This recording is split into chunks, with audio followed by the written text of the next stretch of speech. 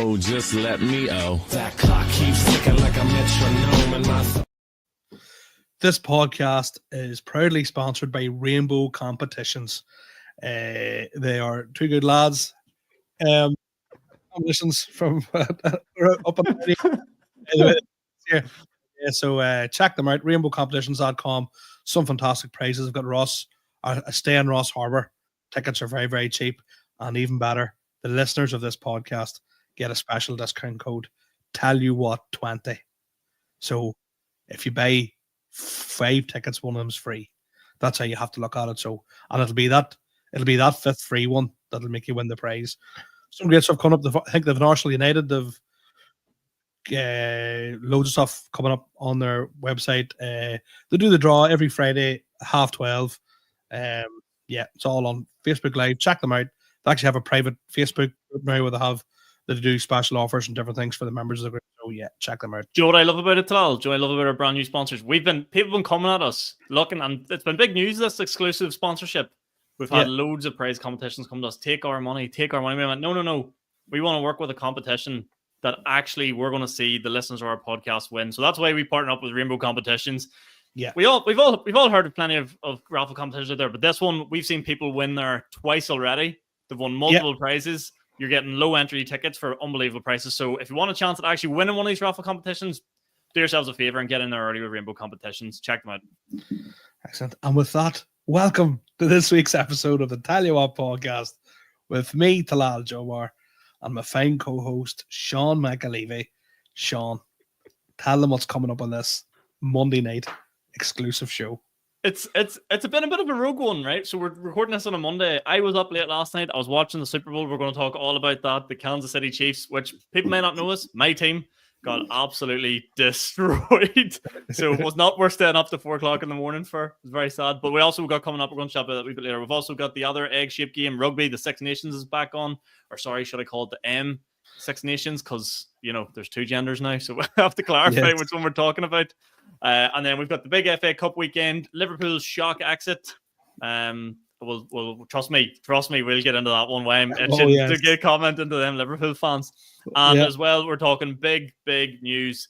Anthony Kikache vacates the belt. We're all wondering, who's he going to fight? Where's he going to go? He's lined up a fight against the one and only Wood. And we're talking about that later in the podcast. But let's just start it off, Talal, about our weekly roundups. Okay, what we've both been at, and then we'll get into some sports news. Sean, I'll let you go. How was your week? You got a first spot here.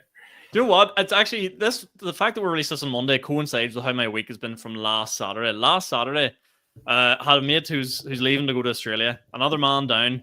You used to lose mates to girlfriends. You used to lose mates to everything under the sun. Now it's Australia. I wish he was on gear and in rehab. No, he's going to Australia. It's even worse. It's even worse.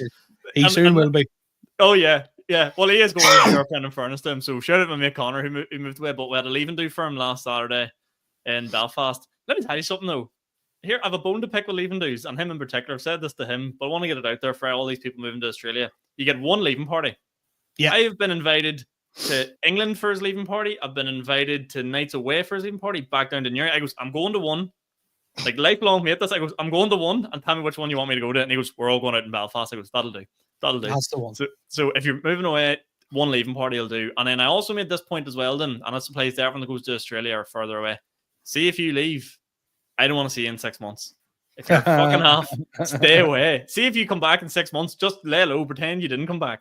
The walk of shame is bad if you're going to a different country having a leaving do. We're all wearing the crocodile hats and the inflatables, and then you come back 6 months later. I want my money back. I want my money back and then pints. A fella I know went to Australia years ago. I mean, years ago. Maybe 10, 12 years ago. And he was a bit wild, put it like that, A real good lad. As soon as alcohol touches his lips, he was unpredictable, is the best way to describe him. And went to Australia, big leaving do. He wasn't, I wouldn't say he's not a mate, but he wouldn't be like a mate anyway, but it's just anyway. And we were sitting in the bar a week later after leaving do, and he comes walking through the door. No, in fairness, my mate Connor that left, I don't think he can afford a flight back. So he's definitely going for a while until he finds a job. But here, It's the way to do it. You want to make it in Brilliant. this modern world, you got to be desperate enough Yeah. to make it. So we had to leave and do this week. I was out in Belfast, and I'll say this: Belfast gets a lot of bad rap. Great night out. All the Class. vibes are good. Walking around the Cathedral Quarter. We actually went to the Hatfield House, and I wasn't going to tell this story, but I walked up and was seeing boys that I don't normally see. They were like boys from back home and all. And I go up to the bar, and the barman just goes, "Don't you worry about paying for that pint." I was like, "What?" And he's like, "That's all right. I love all your videos you do and all your stand up." And I'm like, boys, this happens all the time. Typical. Class. Yeah. No, so shout out to Hatfield House. I can't even remember if I told that last week in the podcast, but I was delighted with that. So shout out to Hatfield. Thank you very much for that.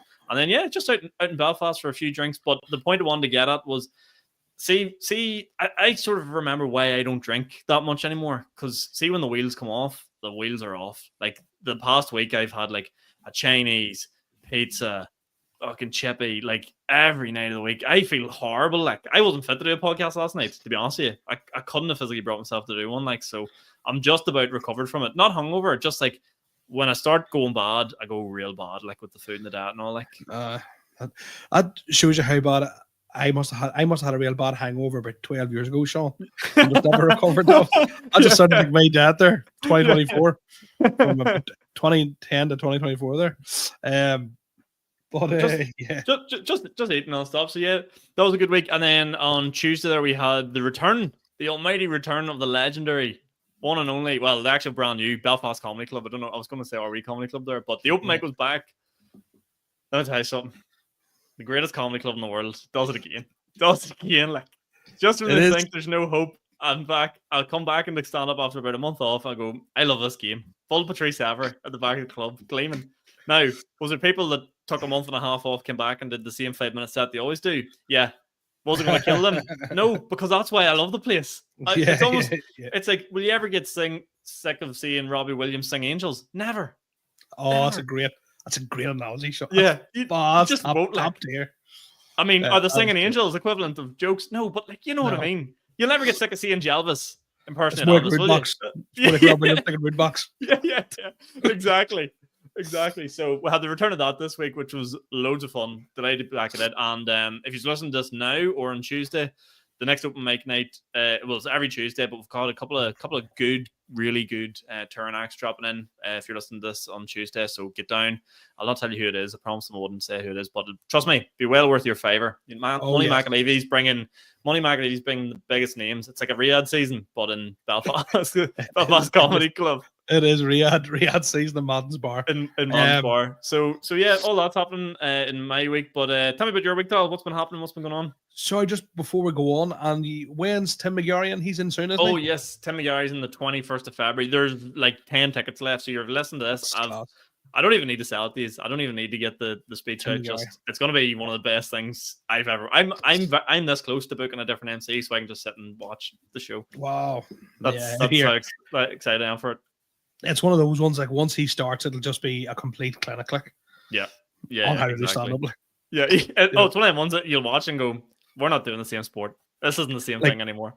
Like we watched last year. Last year we watched like how much comedy would we have consumed in 12 months from, especially you but you know what I mean, from doing gigs and going to gigs. Mm-hmm. Tim McGarry was. He was the only guy I seen get a standing ovation. That's mental. In a wee bar place. It was unbelievable. Yeah. I seen him in Lisburn do it one night, and it was proper wet, windy night in Lisburn, and he can do it anywhere. He can mix it with the best anywhere you want. Like, so it was cool.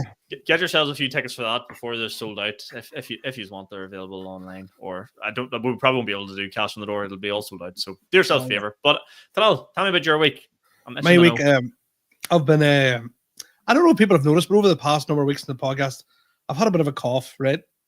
And like any man, you don't go to doctors. You just don't. Oh yeah. You just think it's gonna be. But I was like, you know what? It's been going on from this cough started Boxing Day, so I was like, you know what? I need to get this looked at. As the guy told me, I was diagnosed with the whooping cough. The what? The whooping cough, which I thought only pregnant women got. Right. But it's not. It's just very dangerous for pregnant women to get. What's a whooping cough? So it basically, instead of like, if you have a normal cough, you would cough like all day, and after 2-3 days, it eases and just goes away. So this one will come in like fits. So if at any stage in this podcast you see me disappearing, I'm literally fighting for my life here. You're hooping like. Oh, I am hooping like. You're not balling. You're straight up hooping. Yeah, and but yeah, it's because and it can happen at any stage of the night. So I'll be in bed sleeping, all of a sudden shoot up right out of bed and just proper coughing fit. It's no way. Horrible. But anyway, went and seen a GP and says, look, GP was like, well, you're past the infectious stage. There's no point giving you an antibiotic, but we'll go get your chest x-ray anyway. And I was like, right, okay. I still haven't heard about my x-ray, but how to get bloods done. Mm-hmm.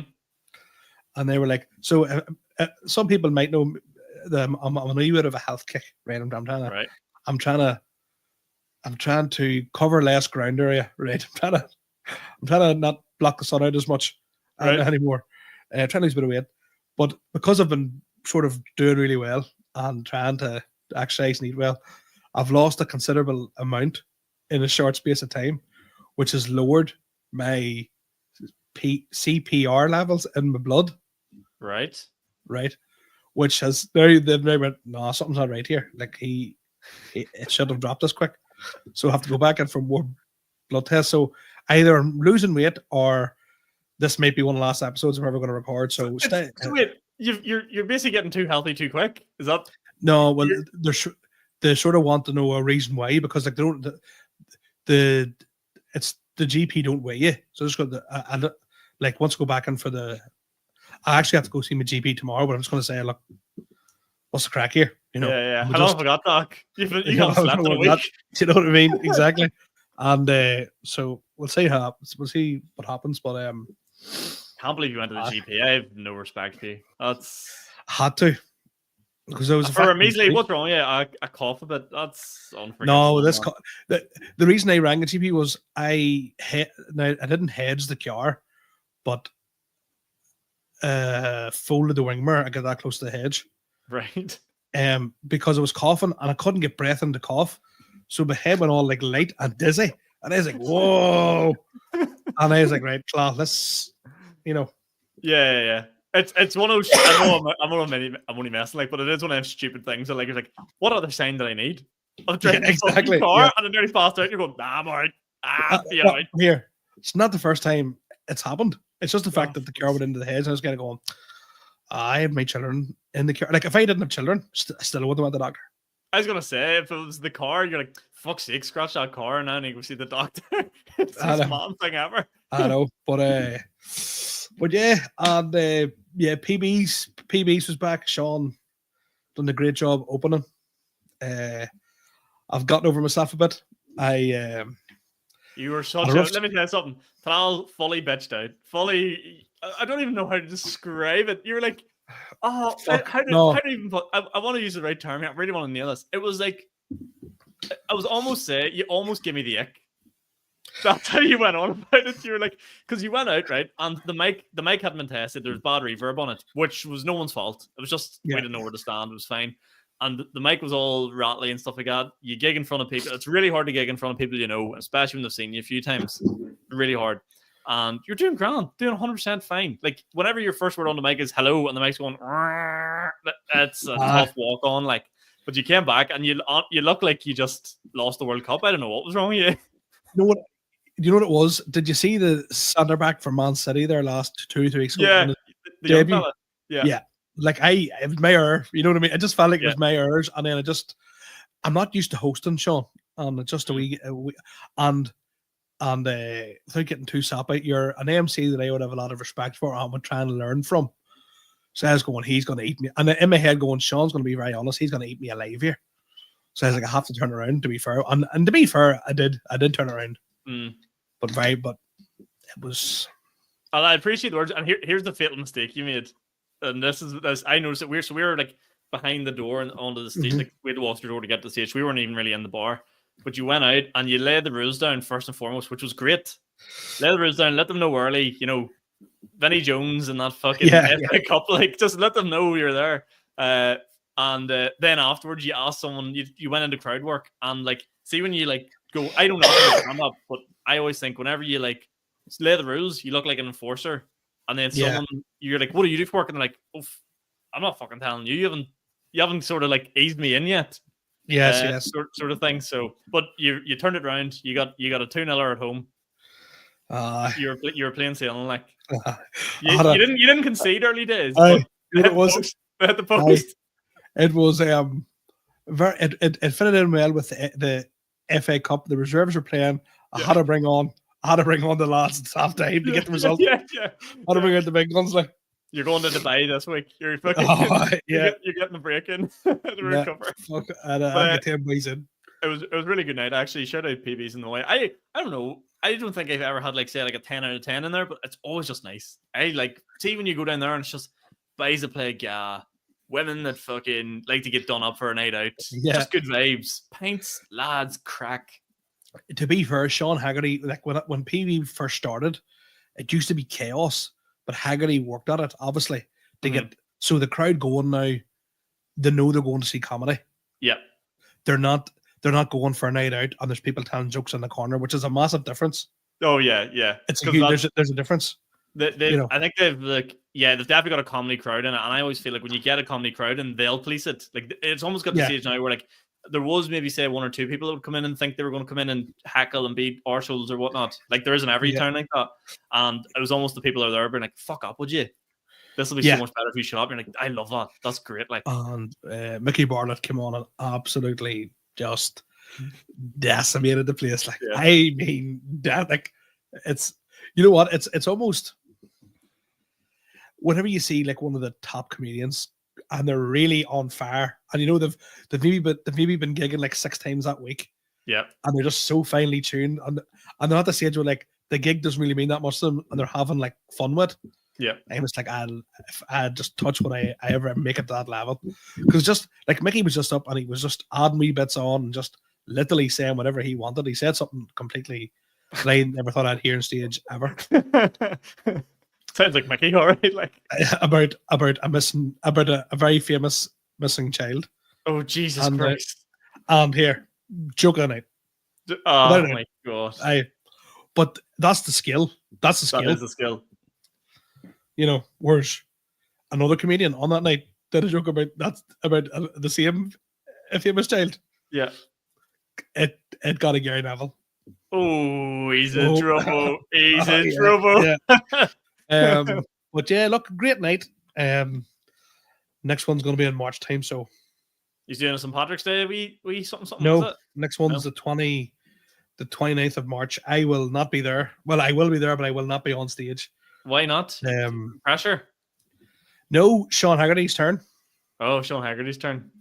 Yeah, give it the Haggerty to the end of the season. Cut all out. You're nothing. You're a fool. You're a waste of time. No. Plus, it's the day after my solo show, so I'll be very, very hungover. So I'm telling you now. See that solo show? Yeah. You won't want to drink one sip after it. It's the weirdest thing ever. I hate it. You do a big show you're all proud of, and afterwards, it's so consuming that afterwards all you want to do is Mickey D's, go home. And I've hit the 75. Did you? Yeah, unreal. Yeah. Unreal. Hit the 75, so I'm going to push for 100 now. So I'm going to do a promo video the weekend. Let me tell you something.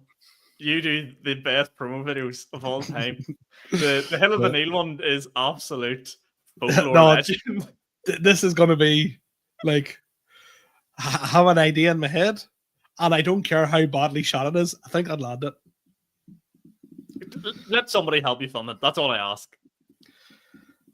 I just need someone to hold the phone. Where can you give me a hint? Where's it happening? And what's so basically what I'm going to need to reach out to maybe like somebody who has a bit of a clue about like green screen. So it's going to be literally because basically my show is basically my life story up until this very point.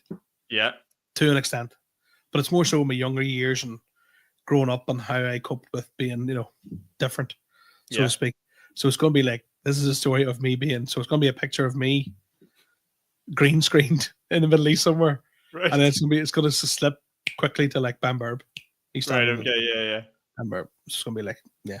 So here, gonna be shite. Like, but That'd be good. That'd be good. I It's- think it'll be decent. it's gonna be like cheesy, but it's just like, yeah. So, oh yes, I know.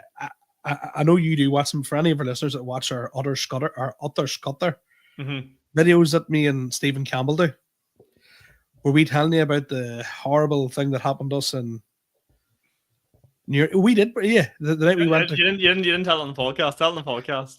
So after we seen Sean support Chris Kent, me and Stephen Soupy were in McDonald's, and as we always are, but me and him were sitting chatting away, and all these like wee young lads come in, all the way like fucking. You just know that we assholes, like just we McDonald's noodle heads, Nike yeah. tracksuit wearing, fucking Air Yes. Maxes. Yeah. Basically how I think I look. That's they keep walking in, right? So that's fine. Fucking one of them comes walking past me and goes, "Oh, sick fade, lad. Where did you get that? Belfast?" Now I thought he was talking about this, Yeah. right? And he was basically, and I, in my head going, "That's an unbelievable slag. There's nothing I can say." I was like, "Ah, no ball, lad." You know, didn't want to make a scene. Then I clicked on. He was actually referencing a video I just made for the Utter Scutter. And he was then showing all his mates the videos. And see when you're trying to eat in the McDonald's and you can hear your own voice in awful. a video, it's horrendous. Like I threw out half a burger. I was like, "No, this is not." That is the worst thing ever. And you know people's talking about you. And especially when it's getting negative feedback. Was it? They're gonna shout. Because some girl was like, "What's that? That never tickled me once." I had to know here. Although in this wee lad's defense, there's nothing worse than when you show someone a video going, "This is hilarious," and Yes. they go, "That's shit." I actually would have fucking burnt that McDonald's to the ground. I was like, Yeah. "Fuck it, say it again." Talking about promo videos, did you see the Bomb Squad's new one? Unreal. Second, you like? Be nice if we had the budget, like. I know. Be nice to have the budget, but yeah, it's so. Even the music for it's so good. The whole thing is class, like. Hi, And then they're selling out the SSE Arena. One day, Talal. hi. But I will say this: who done online podcasts first? So that's all I'm going to say. Yeah, that's it. That's it. We walked. How do you describe that? We lagged so they could perform live. We were dial up so they could have high speed fucking broadband. You weren't there, man. You didn't see what we see. Yeah. But yeah, I think I'm going to get tickets to that. So That'll be unreal. That'll be yes. Shout out the Bomb Squad. What a podcast, bastards. Yeah. Fuck's sake. I know. Oh shit. I love it. I actually, because after that gig in the Moy, I was going to say to you, so I shut on early because I had to pick up Ashton, and I can only confess this now. I did have to pick up Ashton, but it was half an hour ahead of myself to pick her up in Belfast. So it tactically went for Mickey D's. Because the week I've been having, I'm off the rails eating wise. I'm like, this is my only chance.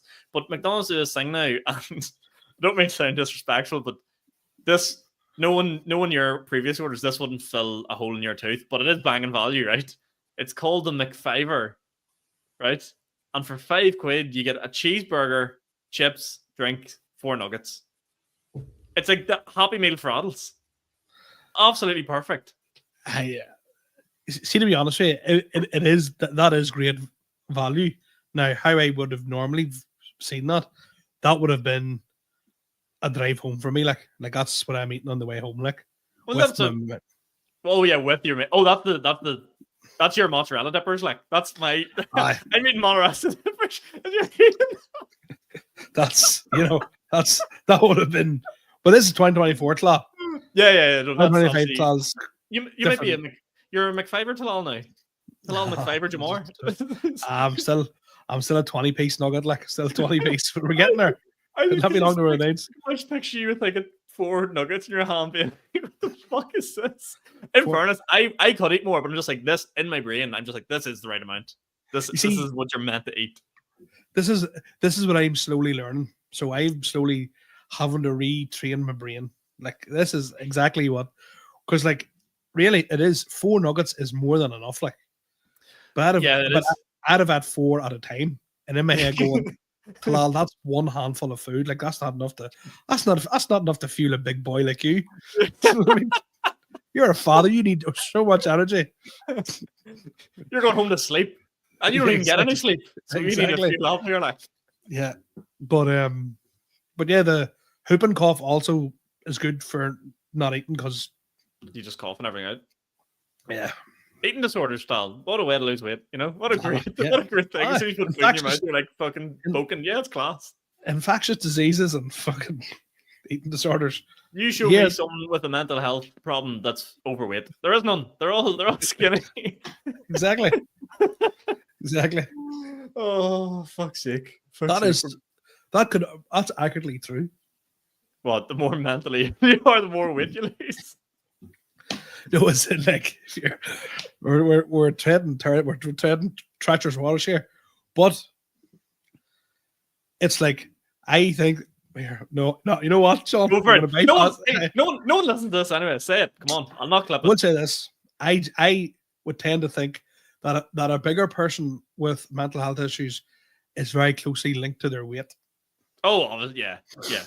Like if you don't like even me, like I didn't train this week. I felt like shit, and I know everyone's looking at me going, "Shut up, Sean." But like genuinely, like did feel like absolute crap. Like this third before I did this, it's like I feel like you have to get to the gym tonight or do something. So I've actually got in. Now I wouldn't say I have the bug for training. Like I have to go, but I'm going like 4 or 5 times a week now. That's more than fucking anyone. Yeah. 4 or 5 times is loads. I do 3. And I know I can stick at 3. 3 is my happy place. So and a friend of mine, a real gentleman, Stephen Beatty, Chef Stevie B on Instagram. Check out his cooking's unbelievable. But he always tags it. He might be doing like a deadlift or something. He'll always put taglines saying rant paid. So I just think of it, owe somebody money. And you know I hate owing people money. Yep. I owe that gym money. I ain't going down. That's pay me rent. There was one stage I actually tried to set up with Ashton, so I was going to give her for the month like 200 quid cash. Going, here's 200 quid cash, and every time I go to the gym, you give me back 20 quid note. And if I don't do 10 sessions, you keep that money. And that's the motivation I need. You were there 10 times in a day. Go, Yeah. fucking- By the end of it, she owed me money somehow. I was like, hey, fuck, I'm 100%. cashing in these checks. 100%. You owe me 100 quid for these sessions. Yeah. But that you're enjoying the health kick. That's the main thing, is what you're saying. Yes, enjoying it. Drinking copious amounts of water, probably too much, but I have to go see my GP tomorrow, so we're gonna have a lot to talk about. I'm actually scared to go see my GP because, in a quick synopsis, the last 2 times I went to the GP was for fucking like downstairs stuff. So I had a lump of balls, and the times before that was my hole was just wild itchy. But everything's fine. We're all good. But there were 2 separate occasions. So I'm like, if I have to go to the GP again for something down there, she's gonna be like, "This boy's a fucking creep." Like, He's got that dog in him. He's got that dog. I need to go for like a cold or a flu just to put her off the scent a wee bit. Like, every time he comes in here, he gets his hole or his balls out. Like, this is weird. Like if I genuinely have something wrong down there again, the next thing that's wrong with me something down there, I'm just gonna have to go. I'm just gonna have to die. Like, this is the only option for me. My old GP, like she was no matter what was wrong, it was Tlal, you're just too heavy. Oh, can't. So I'd walk through the door, and it might have like I might have had clearly made like 'cause I used to get real bad like ear infections and stuff, whatever, and got that all sorted out. But I'd walked in, and you'd been clear as day that I maybe had like a really bad flu. She always would have went straight to the. I suppose you're going to tell me you're suffering with chest pains. Like, no, I'm not. I'm not taking a heart attack. Like, don't worry about it. Straight to the fucking here. I actually, I take it back. The last time I phoned my GP, I had a blocked ear. Like, I mean, like, couldn't hear out of one ear. I woke up, freaked the life out of me. So I just phoned the GP. I was like, my ear's blocked. She was, have you got any drops? I'm like, drops of what? Yeah. What do you mean? She was go to the pharmacy, buy some drops. Was using them for a day. Still couldn't hear it this year. Phoned her again. She's like, I could take about 5 days. I goes, I can't go 5 days out hearing. Like, I need to be able to hear stuff. Fucking GPs, man. Scare the life out of me. You're a fake doctor.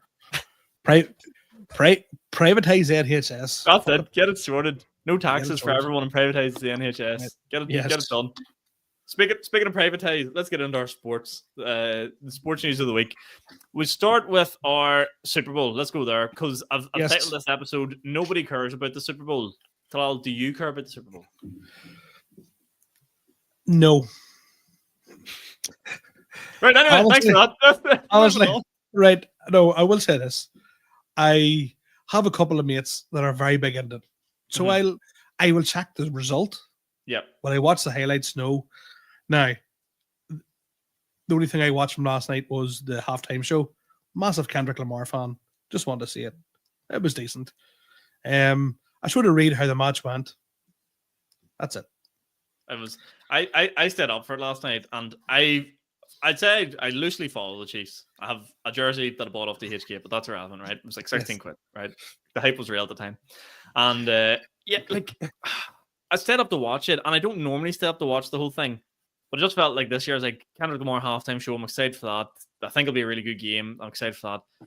Oh, it was awful. And like the gripe that it gets over here is that like there's too many ads. Oh my god. It was the most amount of ads of anything I've ever watched in my life. But the highlight of the whole thing wasn't even the game, the Eagles winning, Kendrick Lamar. The highlight of it all was young Charlie Smith from County Down making an appearance on Sky Sports, BBC, and they always bring in these like massive like NFL former players, right?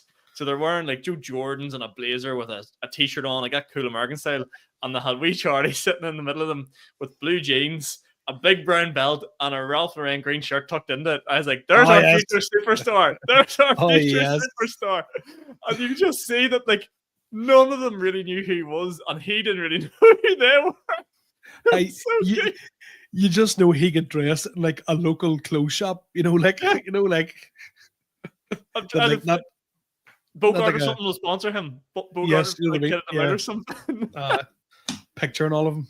It was unbelievable, and they were like, they just couldn't understand what he was saying. Like the American players, like you had the guy from Sky and the BBC, so they're like, you from here, so they speak fucking our version of English, I suppose. Yes. But he's just on. They're like, yeah, how do you feel about the season and all? And the Pittsburgh Steelers are bringing a game over to Dublin next year and all. And he's just going, yeah. So I'm just hoping to get in the squad next year and kick the ball and just kick it far and make it onto the squad next year and just delighted. Like you just say, he's like, you can see in his eyes, he's just like, I can't fucking believe this is real. It's unbelievable. It's the best story of all time. And so I think the story is with them.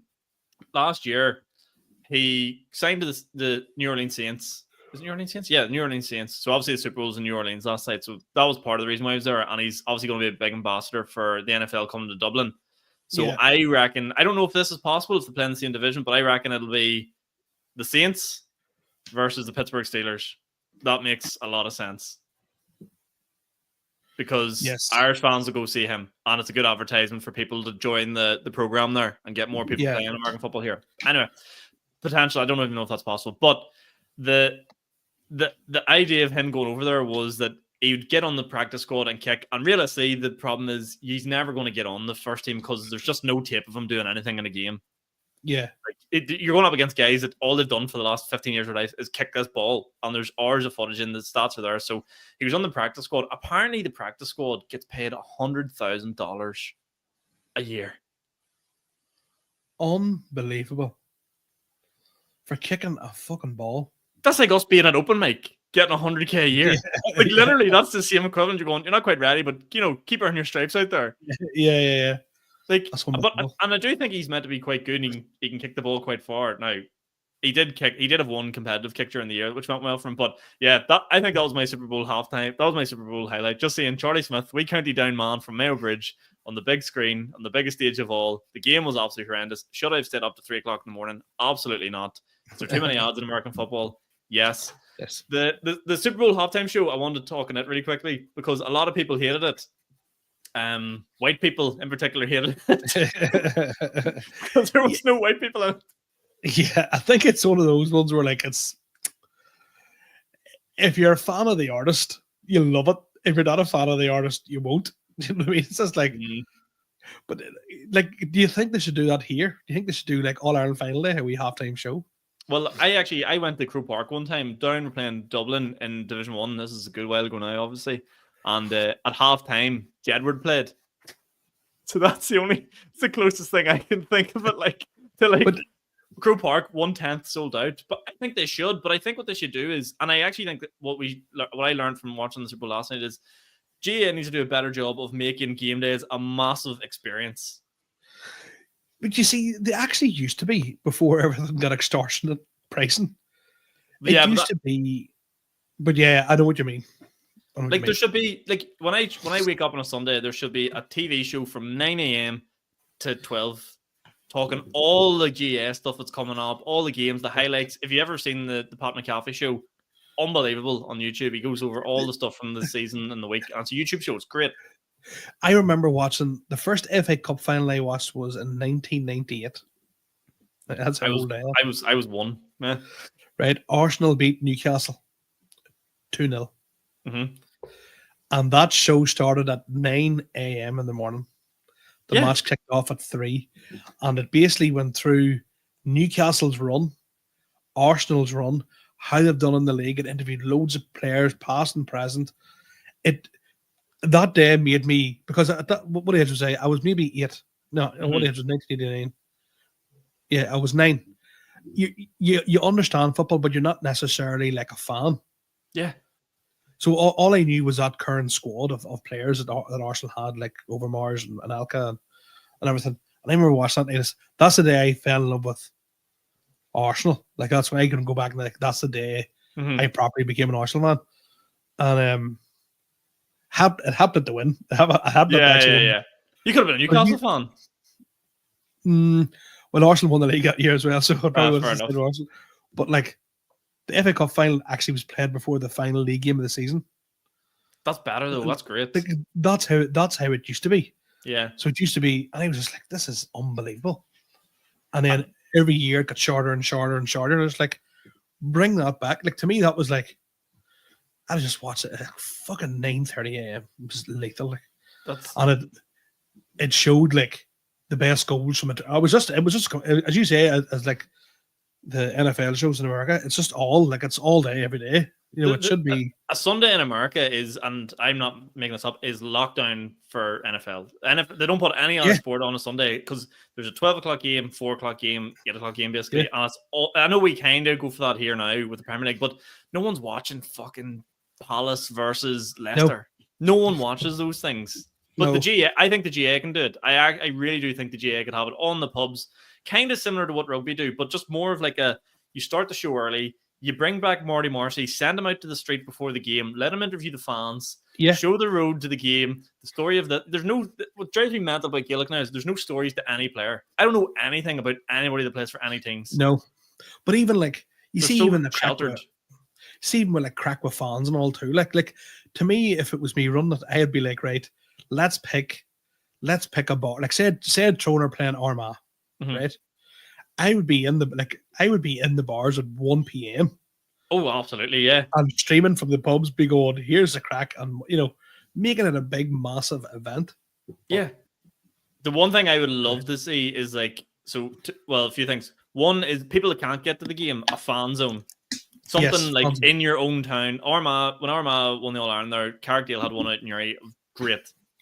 And everyone would just get together. I know that was a big occasion, but like you still get in smaller pubs and stuff like that. And I think this is a bullshit. I think this could work over here though. Tailgating. 100 here with all the pop-up food places and all the pop-up fucking there's no reason why. But realistically, all you would need, we're very easy going. All you need is just a generator and plug 6 air fryers in it. Yeah. Fucking cocktail sausages and goujons and another wee stall making sandwiches. That's like, we don't imagine going and it's just a base buffet sitting in front of you and there's just a big tub of chicken curry at the end with rice. That's unbelievable. What else do you want? Yeah. Genuinely, bring your own tins. Sorted. Yeah. Unbelievable. Like, to me, that should be like a case, and like you bring in your own alcohol, you go in and yes, maybe have somewhere that you can pull a draft pint. Yeah. Fucking Oh, unbelievable. imagine one of them big blade yokes on the back of like someone's some soccer mum's Jeep, like a Volkswagen Touran, just Aye. But that's what I'm Heineken saying. yoke on the back. That would be unreal. And people would do it. Like people would like. You would do it. Like all you really want is you're if you're there supporting the game, you're probably a wee bit nervous for the game. Yeah. You just want to pick through a wee, like a sausage roll, a wee jam, Yeah. wee finger food. You don't want a smash burger. You don't need a fucking tacos or all that shit. You just want a wee something. Something Hey. to keep you taking over, like. Nobody steal this idea. Me and Sean's gonna be at Yeah, the we're me and you out in the street. I love that. We'll send you. We'll go into enemy territory though. Like I'll send you into Armagh and me into Toronto. We'll mix it because then you get people coming up to you being like, "You're a cunt," and I'm like, "Armagh, just get stuck." That's an extra £6. Yeah, exactly. Right. No one steals these ideas. Thankfully, not many people listen to this, so we're all right. Yeah. BBC will have it commissioned with fucking Sport NI. But right, we'll go on. We'll touch quickly on FA Cup weekend. Arsenal weren't in it. I'll let you take this. Liverpool beat by Plymouth. Right, I'm gonna put it like this. Arguably the biggest shock in FA Cup history. But I'm not a detective. I'm not a scientist or a doctor. I have average levels of intelligence, right? But I can put 2 and 2 together. The first game available to Liverpool with no VAR, they lose. Yes. Here. Yep. You can argue with me, but you can't argue with facts. No. Simple as fucking that. And United, I don't want to hear a United fan ever complain about VAR again. They had 4 players offside. In fairness, Harry Maguire's head's so massive. How do you keep it onside? Like, that's fucking a nightmare, that thing. Like, Jesus Christ. But anyway, Arsenal aren't in the FA Cup. United were in the FA Cup in 2000 when they didn't enter it. The way I still love the FA Cup. I'm still sore that Arsenal aren't in it. But now that Arsenal are out of it, I don't really care about it. It's a shit cup. Nobody wants it. Yeah. That's always my stance on the FA Cup and the Carabao Cup. I'm like, if I'm out of it, shite. Don't have no love for it. And the draw wins it for you. The draw wins it for you. I do love the FA Cup. Like if Arsenal beat in the Carabao Cup, I'm like, yeah, whatever. But if they get beat in the FA Cup, I'm angry. Like whenever I went to the Emirates for the first time, we booked one of it's called like a Legends tour of the Emirates. Yeah, I was only like 10 or 12, but the legend that took us on it that day was Charlie George. Unbelievable. Score of the infamous Arsenal FA Cup goal, one of those iconic goals in Arsenal history. I had no idea who it was. Yeah. At the time because I was so young, but I signed photograph and all with him, photos of them. So fucking has a special place in my heart, the FA Cup, but not this year, unfortunately. Arsenal players are currently in Dubai because we put ourselves out of the FA Cup, but we'll not talk about that. Maybe that's a later topic. Give me 30 seconds on. I'm going to mute myself here because I'm going to cough my lungs up here. You're grand. Dal's moving away. I'm going to talk about Six Nations because I know he hates rugby. He doesn't let on he hates rugby, but he does. Six Nations action was back on as well. So the Six Nations seeing England beat France, which nobody's seen coming. But again, that was one of those games really where France let it slide. France basically. I was just chatting through the Six Nations there because I know you don't love rugby, so I was just getting England beating France out of the way. Massive shock, but also France kind of threw the game away, so not really a massive issue. Ireland steamrolled Scotland, let Scotland back into the game a wee bit, but looked very good. The fucking scrum fly halfless class, whatever you call him, Van der Fleer, whatever you call him, was very, very good. Man of the match. Also went over to his family afterwards. Best looking family in the country. Stunners. All absolute. Yep, have a look afterwards. And then Wales and Italy, no one cares. Nobody gives a shit. But Ireland on for the Six Nations Grand Slam. I think the Six Nations campaign, it's just about the World Cup for Ireland now. All they care about doing is getting to that World Cup. So hopefully this is just building blocks. I think we've all got to the stage now where we've kind of become, the casual fans anyway, have got very arrogant. Like I know a lot of people go, sure, why would we watch them play Scotland? I'm like, yes, you don't remember the bad times, man. We can't take this for granted. We could very easily go back to being shy again. Look at Wales. Wales actually this week got outranked by Georgia in the Rugby World Rankings. Georgia have a rugby team. Fuck. Georgia, yeah. Here, I'm not gonna lie. You could be related to every fella on the team. Yeah. They all look like you. Yeah, no doubt. No doubt. But that's Six Nations wrapped up. I want to finish up with the big boxing news. Kikachi Wood. Breaking news coming out today. When are they fighting? Actually, when was the date for that? The 13th of May. Yeah, it's not overly far away. But yeah, Kikachi vacates his belt. We thought he's going to pick up good, big money fight, and he has well and truly got one, which I absolutely love. He's proven himself as the world champion. As me and Tal were sort of chatting about this offer, and he owes nobody nothing. And I think the story with Wood as well, fantastic fight. Finally, boxing is actually putting together fights that people want to see. Oh, yes, Kikachi Wood. It's going to have a bit of fuel to it because Lee Wood has this thing where he's never been beat by an Irish fighter. Mm-hmm. And he's beaten some very good ones. It's in his home ground too, so some set of stones and Kikachi. When you asked me today who I thought was favorite, I went sort of with Lee Wood, but I sort of went, being wrong because Kikachi doesn't have as many miles on the clock, and he's probably probably a level above Lee Wood. So, do you think Kikachi has that power? See, the thing about it is Lee Wood is so durable. Yeah, like, look at his fight against Michael Conlan. Michael Conlan beat him for 12 rounds. Like, yeah, it was insane. It was the most mental thing I've ever seen. Greatest fight of all time, but not really if you're a Michael Conlan fan, but subjectively, greatest fight of all time. Really, like it was Rocky Balboa stuff. Like, yeah, it was absolutely nuts. This would be a great like comeback story for Team Ireland almost. Yes, it's like sending in your bigger brother. Yeah. So here, a lot of good. We're actually going to the fight night in the 1st of March. So I'm buzzing for that. Like, I can't wait for that. Absolutely buzzing. Now, did we pick the cheapest seats and we'll be sitting probably on the roof? Yeah, but like we'll be there. We'll be there. But do you know something? Even the fact that we sort of know Tommy McCarthy gives it that wee bit of extra. Oh yeah, it does. Yeah, back in your fully.